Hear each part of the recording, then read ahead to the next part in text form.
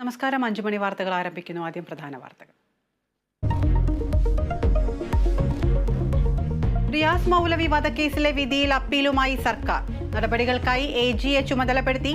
പ്രതിപക്ഷ നേതാവിനെതിരെ പ്രോസിക്യൂട്ടർ രംഗത്ത്. UDF നേതാക്കൾ കഥയറിയാതെ ആട്ടം കാണുന്നുവെന്ന് പബ്ലിക് പ്രോസിക്യൂട്ടർ.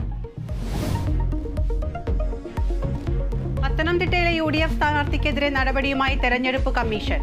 ബസ് കാത്തിരിപ്പ് കേന്ദ്രങ്ങളിലെ ആന്റോ ആന്റണിയുടെ പേരും ചിത്രങ്ങളും മറയ്ക്കും. ഭരണാധികാരിയുടെ ഉത്തരവ്. LDF പരാതിയിൽ തനിക്കെതിരായ പരാജയ ഭീതിയിൽ നിന്നുണ്ടാകുന്നതെന്ന് ആന്റോ ആന്റണി. വെറ്റിനറി കോളേജ് വിദ്യാർത്ഥി സിദ്ധാർത്ഥന്റെ മരണത്തിൽ നടപടി.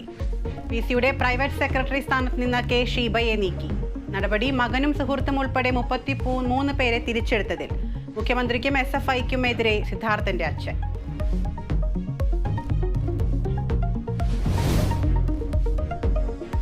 UGC വിലക്കിയിട്ടും PhD പ്രവേശന പരീക്ഷ നടത്താൻ ഒരുങ്ങി MG സർവകലാശാല. നിയമനം പിൻവാതിൽ നിയമനം നടത്താനെന്ന നീക്കം.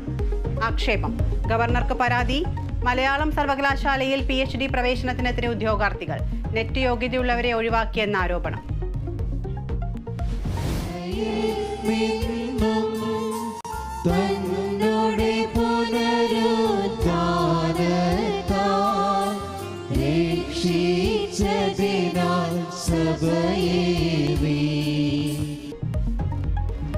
സഹനത്തിന്റെയും പ്രത്യാശയുടെയും സന്ദേശവുമായി ഈസ്റ്റർ. ദേവാലയങ്ങളിൽ പ്രത്യേക പ്രാർത്ഥന. പള്ളികളിലെത്തി ഗവർണറും സ്ഥാനാർത്ഥികളും. ഈസ്റ്റർ സന്ദേശം നൽകി മാർപ്പാപ്പ. അടൂർ പട്ടാഴിമുക്കിലേത് വാഹനാപകടമല്ലെന്ന സ്ഥിരീകരണം. കാർ ബോധപൂർവം ഇടിച്ചു കയറ്റിയത്. മോട്ടോർ വാഹന വകുപ്പിന്റെ അന്വേഷണ റിപ്പോർട്ട് പുറത്ത്. അപകടത്തിന്റെ ആഘാതം കൂട്ടിയത് ലോറിയിൽ ഘടിപ്പിച്ച ക്രാഷ് ബാരിയർ.